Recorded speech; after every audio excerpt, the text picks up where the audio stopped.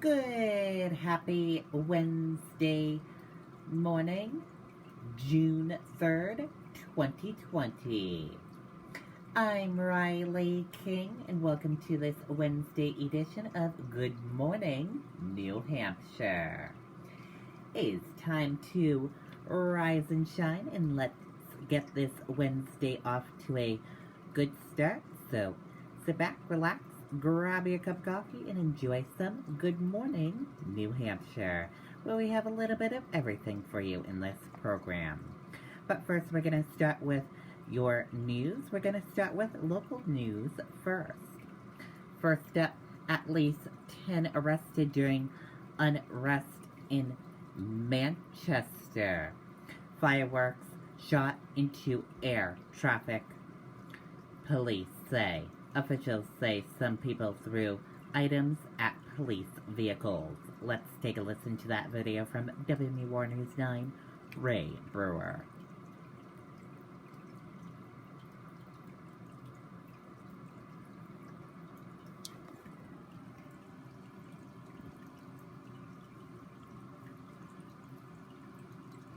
Hampshire companies are stepping up and making a difference across the Granite State. Manchester firing line indoor shooting range training facility. Good morning, Charisse, and two large groups of people forming after 10 o'clock last night. Many participants involved. The larger of the groups was on South Willow Street, and that was about 10:40 last night, walking through traffic, setting off fireworks. When police moved in, that's when police say the group began throwing things at police vehicles and screaming at officers. Now, police were forced to bring in the Bearcat and help from other agencies, even shutting down the north and southbound off-ramps from 293 at South Willow Street just after midnight. Now, this continued until just after 1:30 when the last of the group finally left the area. As the gathering dispersed, there were some reports of dumpster fires in the area that were extinguished by the fire department. Now, the smaller group of people gathered around the same time, 10:30 on Elm Street. That's where police closed the road at Lake and Auburn Streets. Manchester police telling us that at least 10 people were arrested, most of those coming from the group on South Willow Street, and most of those also charged with disorderly conduct. Reporting live in Manchester, Ray Brewer, WMUR News 9. Okay, and there you go on that video and that report. 11 more deaths, 65 new cases of COVID-19 confirmed, officials say. Victims were people age 60 or older. 11 more Granite Staters have died of COVID-19, health officials said Wednesday. All were people who were age 60 or older, health officials said. 10 were residents of Hillsborough County, and the other was a resident of Rockingham County. Officials said 256 people in New Hampshire have died of COVID-19. There were 65 new cases of COVID-19 diagnosed in the state. There have now been 4,749 cases of COVID-19 in New Hampshire and 1,422 current cases. Health officials said 6 people have been hospitalized with COVID-19. There have been 462 people hospitalized in New Hampshire throughout the course of the pandemic, and 97 people are currently hospitalized. More than 3,000 people have recovered from COVID-19 in the state. COVID-19 in New Hampshire, what you need to know information. Let's take a look at that right now. And here's a look at that for all of you right now. There are 4,749 number of people in New Hampshire have tested positive for COVID-19. 1,859,323 number of people in the United States have tested positive. 256 number of deaths from COVID-19 in New Hampshire. 462 number of people who have been hospitalized with COVID-19 in New Hampshire, and 106,925 number of deaths from COVID-19 in the United States. And here's a look at this map of New Hampshire where current cases of COVID-19 are. Nashua, 124. And here's another look at a map of New Hampshire where total cases of COVID-19 are. Nashua, 480. Now let's take a look at these three charts here. Let's start with the first chart, new cases each day in New Hampshire in the purple, daily new positive COVID-19 cases, and the orange, new hospitalizations, and in the red are the deaths. Let's take a look at this chart here, current cases. In the purple, current COVID-19 cases, and in the orange, current hospitalizations. Let's take a look at this chart here, total cases. In the purple, total positive COVID-19 cases. In the orange, total hospitalizations. In the red, deaths. In the blue, recovered. And now let's take a look at this chart here, age group of cases, female and male of cases, and risk information. And let's take a look at this chart here, race/ethnicity of cases, hospitalizations, deaths, and percent of New Hampshire population. And your common symptoms: fever, lack of smell, cough, chills, and difficult breathing. How it spreads.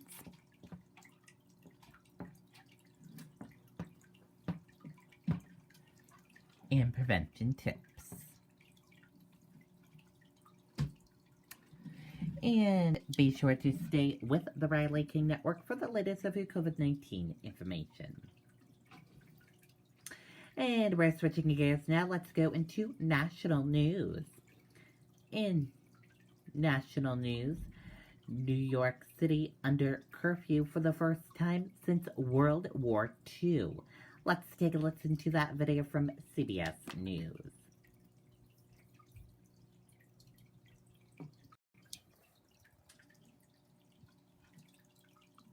Tonight, new curfew orders are in effect in the nation's largest city. More than 700 people were arrested in New York City Monday night during an outbreak of widespread looting.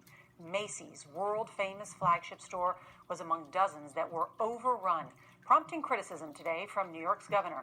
CBS's Jerika Duncan was on the street when the chaos erupted, and tonight she's in Times Square. Jerika? Yeah, good evening, Nora. You can see there's hundreds of protesters behind me right now. But when you think about the history of that curfew, the last time there was a curfew enacted like that was back in 1943 during the race riots in Harlem, New York. Police say they are prepared for the protest tonight. And protesters I spoke to say they will not stop until their voices are heard. In the heart of Manhattan, we watched as dozens gathered, breaking windows, and then explosions dispersed that crowd. But elsewhere, looters seem to have free reign. No law enforcement in sight. This is crazy. Where are the cops? Scenes like that throughout the city yesterday left New York's governor fuming. It was a disgrace. Use the police. You have 38,000 NYPD. The president is calling on the National Guard to intervene. New York City's mayor says no way. Someone needs a history lesson. When outside armed forces go into communities, no good comes of it. Today, we asked those protesting peacefully through the streets of New York if they feel safe. Are they going to protect us? Are they going to push the people? Are they going to hit us with rubber bullets? Like, what are we going to expect, you know? I think they just see me as my race. I think they see me as a threat. Different cities are taking different approaches. In Philadelphia, police are using aggressive tactics to break up some protests, while just across the river in Camden, New Jersey, a more subtle approach. You have to meet with people in the absence of crisis. Camden County Police Captain Zakeem James marching highly visible. People have a right to be angry and be angry at the police. We haven't always stood up to our mottos to protect and serve. This is a tense moment in our country right now. Directly behind me, you can see there are a group of doctors and nurses here. I spoke to one of them. She says after being on the front lines of COVID-19, she's here today because she said racism is a public health crisis. Nora? And a public health threat, no doubt. Jerika, thank you. Okay, and there you go on that video and that report. George Floyd protest updates. Arrests across America approaching 10,000. Hundreds more were arrested yesterday, while protests largely turned peaceful.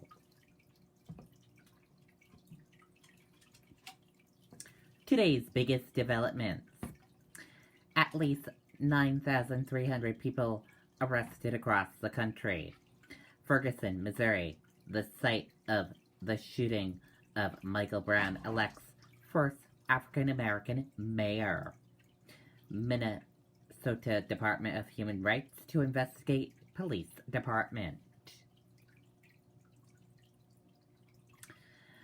5:50 a.m. update. NYPD arrests 280 people. Looting and vandalism on the decline. The NYPD made about 280 arrests during Tuesday night/Wednesday morning protest, a lower tally than previous night, as the city came under an 8 p.m. curfew and stopped for hire vehicles, city bikes, and rental scooters that vandals had used to cause trouble. There were fewer officers injured as well, with only 2 suffering minor injuries. There was less vandalism than there has been during previous nights, as police scaled off parts of Manhattan even before the curfew took effect. A standoff on the Manhattan Bridge ended without incident when 5,000 demonstrators returned to Brooklyn after they had been prevented from entering Manhattan. And be sure to stay with the Riley King Network for the latest of the George Floyd protests across the nation. And switching gears now, let's go into business news. In business news, Dow futures rise more than 200 points as optimism grows over the reopening of the economy.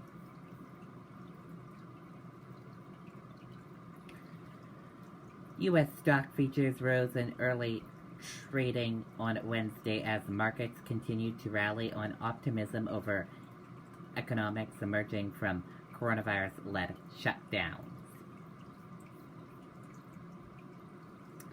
And we're going to switch gears now. Let's go into weather. Your weather right now is cloudy, 60 degrees. And your weather for today, cloudy early, then off and on rain showers for the afternoon. High 76 degrees, winds west at 5 to 10 miles per hour. Chance of rain, 40%. And switching gears now, let's go into New Hampshire Life segment.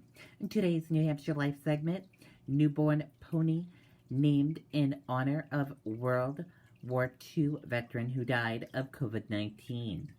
Newfoundland pony born in Jaffrey is one of the fewer than 400 in the world. Let's take a listen to that video from WMUR News 9.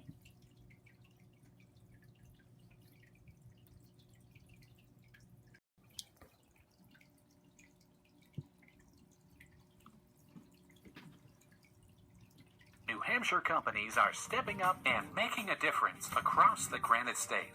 We at Queen City Roofing understand how important it is to have a safe place to stay. One of the newest Granite Staters will carry on the memory of a veteran lost to COVID-19 at the Holyoke Soldiers Home in Massachusetts. This is Emilio's honor, a Newfoundland pony born at the Conservancy Center in Jaffrey.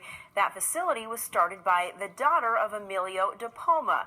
We told you about him back in April. He joined the Army as a teenager and served as a guard during the Nuremberg trials. The colt, one of less than 400 Newfoundland ponies in the world, will be known as Leo. What a great honor there, and led such an interesting life. Okay, and there you go. Awesome honor there. Very cool story. And switching gears now, Pitbull says growing up in Miami in the 80s made him the global motivator he is today. Let's listen to some motivation from Pitbull. Let's take a look at that video from GMA Digital.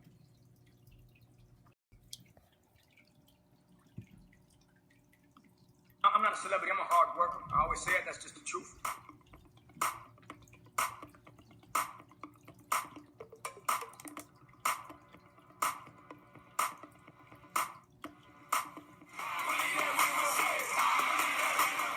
For me, look, it's all about motivating the planet. That's the reason that we put out, I believe that we will win. What spreads faster than any virus? It's fear. What spreads faster than a virus? Fear. So are we going to forget everything and run, or are we going to face everything and rise? And you already know that we're going to face everything and rise. Why is it that my brain is programmed this way? Well, growing up in the 80s in Miami, you know, it was a pandemic/epidemic. You had the cocaine, you had the crack, you had the heroin, and you had AIDS all hitting at the same time in the neighborhood. And it was always, okay, is there going to be water when we get home? Is there going to be food when we get home? Are we going to have a home? So constantly figuring out solutions, you adapt a mentality of, hey, every day above ground is a great day. How do you do that? Stay informed, stay educated, stay aware of everything that's going on, which is what I've been speaking to the graduating class of 2020 about. Woo! Class of 2020.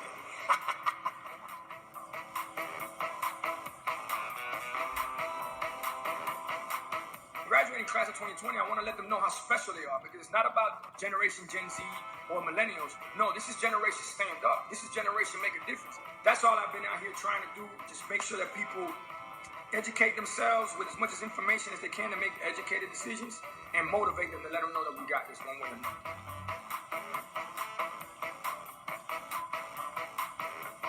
Latin small business owners are the #1 small business owners in the country.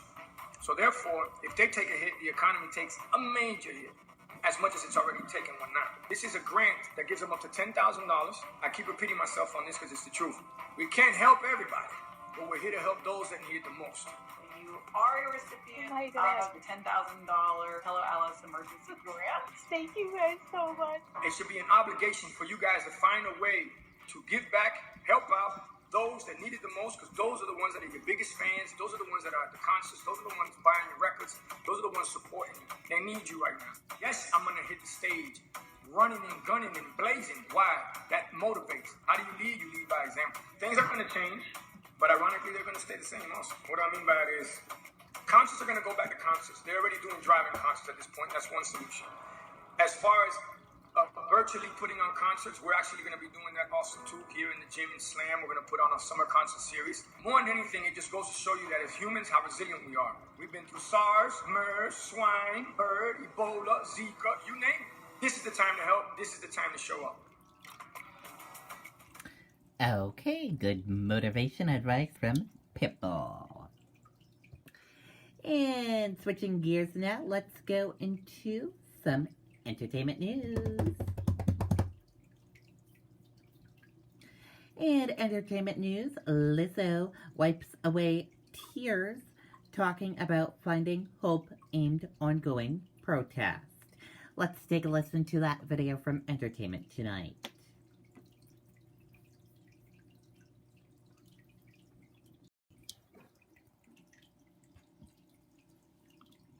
They didn't ask for any of this. All they asked for...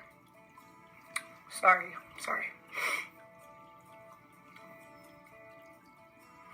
All they asked for was justice.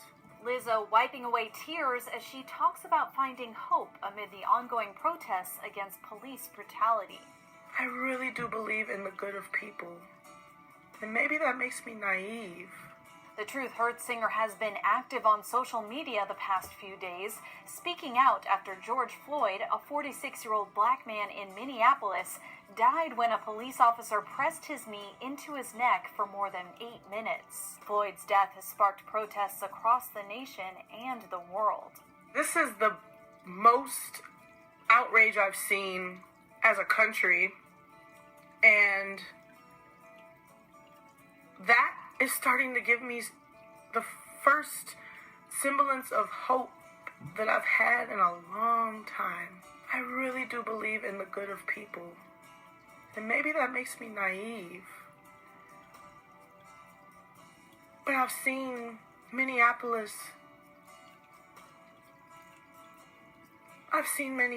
rise up and do incredible things. And this isn't the first time. The Grammy winner, who started her recording career in Minneapolis, broke down in tears during an Instagram Live Sunday talking about the people of the city who have been affected by police brutality and the ongoing protests. They didn't ask for any of this. All they asked for... Sorry.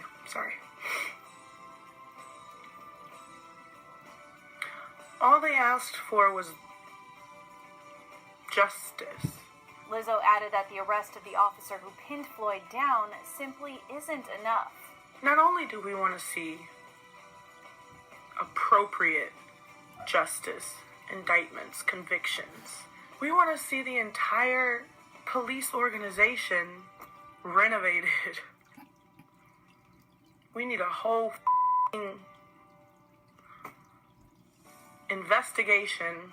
The singer said she's not the voice for the entire community, but she does believe in speaking out and coming together to fight for justice. What we can do when we actually come together for each other is what the future of this country is all about. It definitely ain't about the past. The 32-year-old musician also shared this message of encouragement. Protest is the beginning of progress, not the end of it. And now that the protesters have everyone's attention, what are the next steps that we're going to take to make sure that we're actually moving forward and we don't go back to this bullshit? Now is the time. The world is standing still and waiting for action. Let's make progress.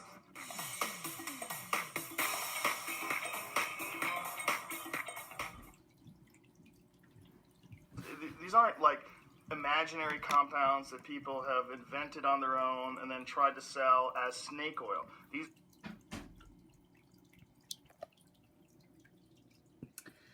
Okay, and there you go on that video. And now let's take a look at the celebrity birthdays for today. And happy birthday to all of these celebrities for today. We hope they have a wonderful birthday and a wonderful day. And that does it for this morning edition of Good Morning New Hampshire. Thank you for watching this morning edition of Good Morning New Hampshire.